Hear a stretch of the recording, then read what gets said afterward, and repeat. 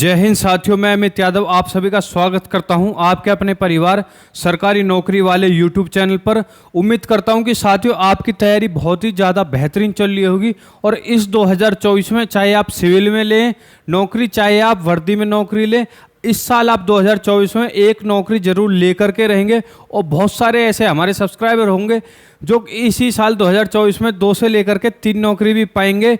ऐसे ही हम आपके लिए जॉब अपडेट लेके आते रहे हैं और लेके आते रहेंगे। साथियों आज की जो वीडियो में जॉब अपडेट है वो है आपकी एक्सिम बैंक की तरफ से, जिसका आधा नाम है क्या कहते हैं एक्सपोर्ट और आधा नाम है इंपोर्ट। यानी ये जो बैंक है एक्सपोर्ट और इंपोर्ट के जो आपका बिजनेस है भारत का उसको बढ़ावा देता है, व्यापार को बढ़ावा देता है।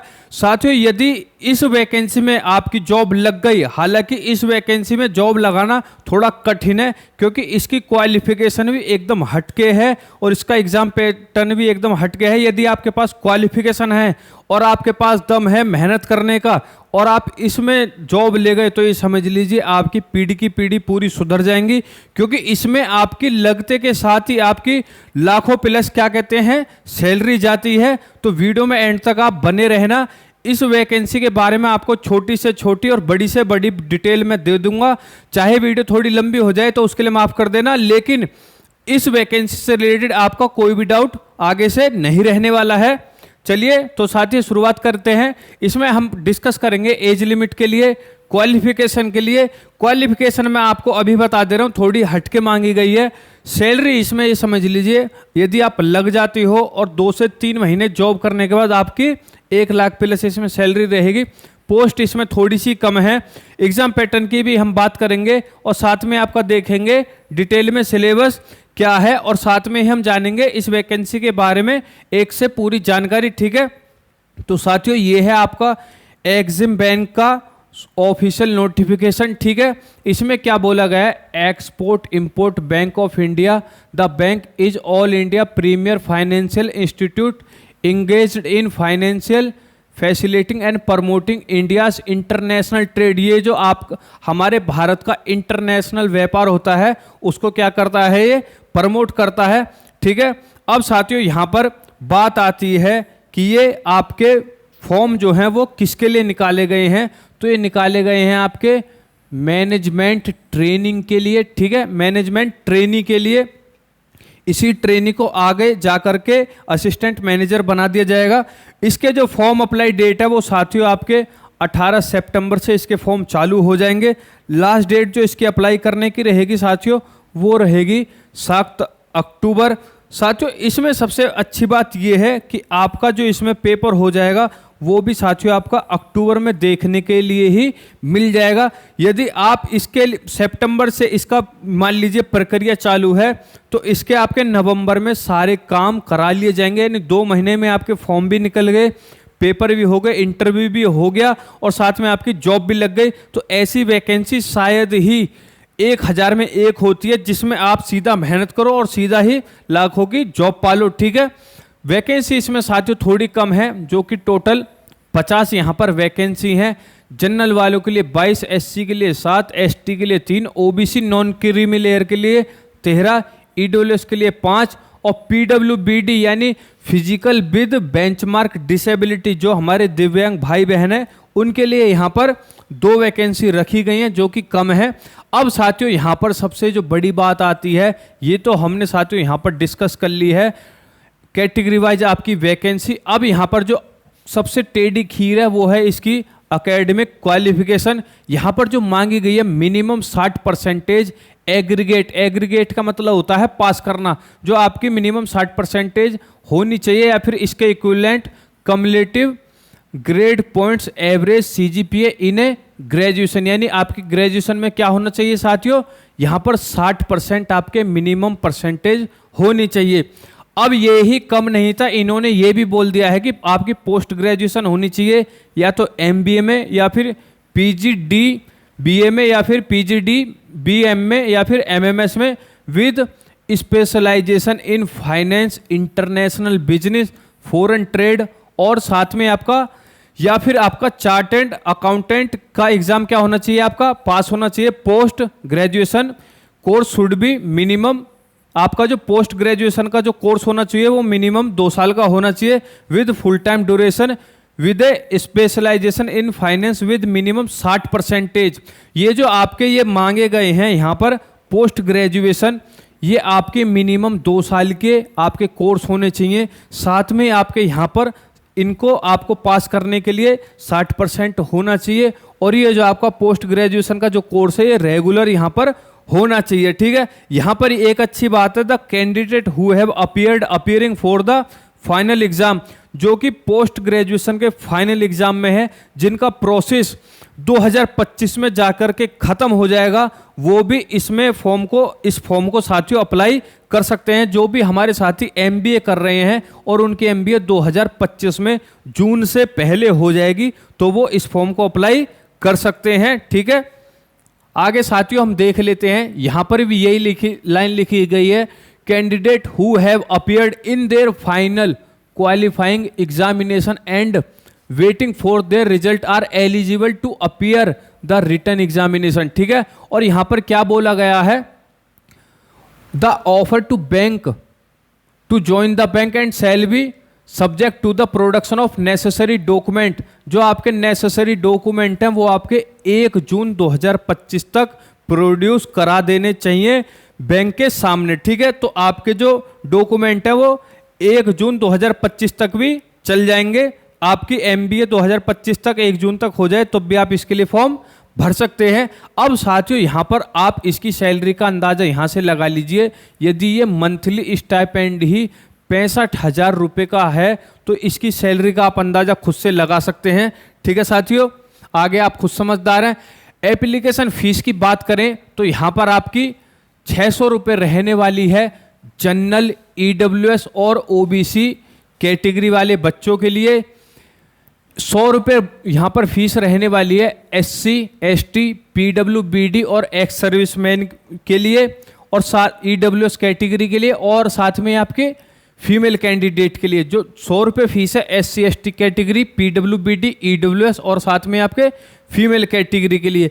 यहाँ पर जो साथियों सबसे अच्छी और या फिर बोल सकते हैं सबसे बेकार बात है, यहाँ पर आप यदि ज्वाइन करते हो, वैसे तो इसको ज्वाइन करना थोड़ा मुश्किल है क्योंकि ग्रेजुएशन में आपके 60% होने चाहिए, वैकेंसी थोड़ी आपकी कम है, साथ में आपके एमबीए, साथ में अलग अलग ग्रेजुएशन मतलब पोस्ट ग्रेजुएशन मांगी गई है 60% के साथ, वो भी रेगुलर से। ठीक है, तो ये थोड़ा कठिन है। इसमें भी यहाँ पर जब आपका सिलेक्शन हो जाएगा तो उसके बाद सेलेक्टेड कैंडिडेट जो कि आपके मैनेजमेंट ट्रेनी कहलाएंगे at the time of joining the bank will have to execute a personal bond. तो उनको एक पर्सनल बॉन्ड करना होगा 3 लाख रुपए का। ठीक है, to serve the bank for 1 year as a management trainee. तो उनको एक बॉन्ड साइन करना होगा कि वो मिनिमम जो करेंगे बैंक को सर्व 1 साल के लिए मैनेजमेंट ट्रेनिंग करेंगे from the date of joining the bank and minimum 5 years as a employee from the date of absorption. ठीक है, तो यहाँ पर आप यदि इस चीज़ से इंटरेस्टेड हैं तो आप इसके लिए फॉर्म भरिए, वरना आप कोई इसमें ज़रूरी नहीं है। ठीक है साथियों, हमारा काम है वैकेंसी बताना, कैसी वैकेंसी उसके बारे में थोड़ी अच्छाई बताना, उसकी थोड़ी क्या करना आलोचना करना। जैसे इसमें बहुत कम वैकेंसी और ग्रेजुएशन और आपकी जो है क्वालिफिकेशन बहुत ही ज़्यादा हाई मांगी गई है।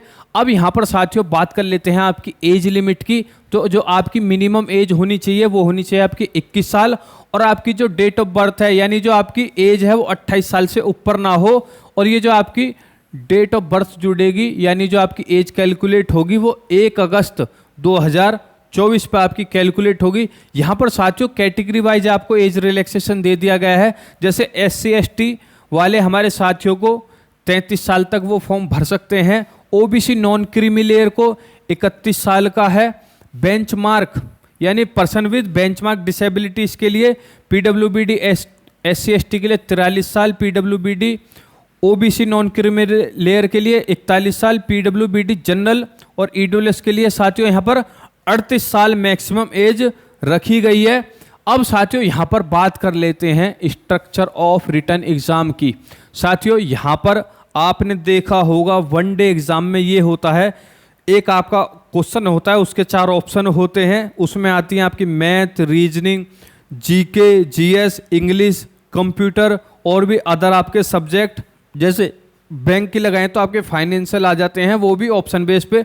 लेकिन साथियों यहाँ पर जो आपका पेपर होगा वो सब्जेक्टिव होगा, ऑब्जेक्टिव नहीं होगा। ऑब्जेक्टिव का मतलब साथियों ये होता है कि आपको एक क्वेश्चन दे दिया, उसके 4 ऑप्शन दे दिए, ठीक है, उसमें उन 4 ऑप्शन में से आपको सही आंसर करेक्ट करना होगा, ठीक है। लेकिन सब्जेक्ट में जैसे हम 9, 10th, 11th, 12th में सब्जेक्टिव पेपर देते आए थे, यानी एक क्वेश्चन आपको दे दिया, उसके बारे में आपको आंसर लिखना है, वो होता है साथियों आपका सब्जेक्टिव। ये होगा आपका साथियों पार्ट 1 और पार्ट 2 में। पार्ट 1 में आपके फाइनेंशियल स्टेटमेंट से सिर्फ एक क्वेश्चन आएगा, वो भी साथियों रहेगा यहाँ पर 40 नंबर का।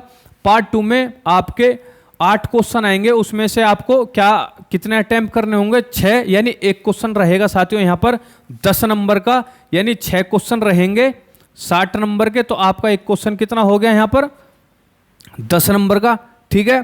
और जो साथियों यहाँ पर आपको टाइम मिल जाएगा, वो यहाँ पर आपको बहुत सा टाइम मिल जाएगा, 2.5 घंटे।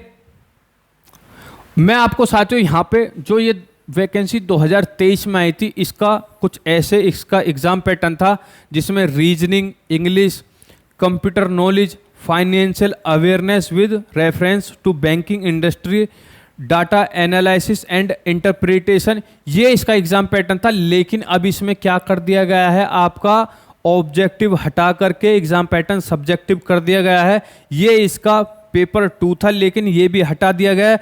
अब सिर्फ आपको पार्ट 1 और पार्ट 2 में, यानी इसमें एक क्वेश्चन, यहाँ पे 6 क्वेश्चन, यानी सिर्फ अब आपको 7 क्वेश्चन अटेम्प्ट करने हैं, वो भी पेन से लिख करके आपको सब्जेक्टिव ये पेपर देना है। जो साथियों आपका टोटल मार्क्स होंगे वो होंगे आपके 100। अब साथियों यहाँ पर ये तो बिल्कुल डाउट खत्म हो जाता है कि इसमें नेगेटिव मार्किंग होगी या नहीं होगी। जहाँ साथियों आपका सब्जेक्टिव पेपर होते हैं वहाँ आपकी नेगेटिव मार्किंग नहीं होती है। उम्मीद करता हूँ कि आपको इतना तो पता ही होगा, ठीक है। There will be no section cut off, जैसे कि यहाँ पे था आपका, ठीक है। 2023 में क्या होता था, हर एक सेक्शन के लिए अलग से कट ऑफ निकलती थी, ठीक है। There will be no sectional cut off but the final list for the interview will be drawn based on the candidate performance in the written test. जो आपके इंटरव्यू के लिए कॉल आएगी वो आपके डिपेंड करेगी कि आपका रिटन पेपर आपका कैसा निकला है। साथियों यहाँ पे जो आपका सिलेक्शन होगा, 70% जो आपकी भूमिका रहेगी सिलेक्शन में, वो रहेगी साथियों आपके रिटन पेपर की। और साथियों यहाँ पे जो 30% जो भूमिका रहेगी वो रहेगी आपके इंटरव्यू की। साथियों उम्मीद करता हूँ कि जितनी भी मैंने इस वैकेंसी से रिलेटेड आपको जानकारी दी है, सारी की सारी आपको समझ में आ गई होगी। यदि आपको इस वीडियो की PDF चाहिए तो आप हमारे टेलीग्राम को ज्वाइन कर सकते हैं, या फिर आप हमारे इन दोनों का लिंक आपको हमारे इस YouTube चैनल के वीडियो के डिस्क्रिप्शन में मिल जाएगा। उम्मीद करता हूं कि साथियों जितनी भी मैंने आपको इस वैकेंसी से रिलेटेड जानकारी दी है उससे आप संतुष्ट हो गए होंगे। अगर आप संतुष्ट हो गए हैं तो आप लाइक कर दीजिए। यदि आप संतुष्ट नहीं हुए हैं और जो भी आपके मन में डाउट है वो आप कमेंट के जरिए मुझसे पूछ सकते हैं। शेयर कर दीजिए उन बच्चों के साथ जो कि ये मानते हैं कि भाई मैंने MBA करके गलती कर दी। साथियों उन्होंने गलती नहीं की है, यहाँ पर उनकी MBA बिल्कुल यहाँ पर काम आ सकती है। और साथियों यहाँ पर 2 से 3 महीने में ही लाखों तक की सैलरी के लिए वो गवर्नमेंट यानी आप वो जॉब प्राप्त कर सकते हैं। सब्सक्राइब कर लीजिए हमारे चैनल को डेली ऐसी जॉब अपडेट पाने के लिए। और सारी की सारी, चाहे वो आपकी SSC हो, रेलवे हो, बैंक हो, कोई भी आपकी गवर्नमेंट जॉब से रिलेटेड अपडेट हो, तो वो सबसे पहले पाने के लिए मिलते हैं आपसे नेक्स्ट वीडियो में। जब तक के लिए जय हिंद, जय भारत।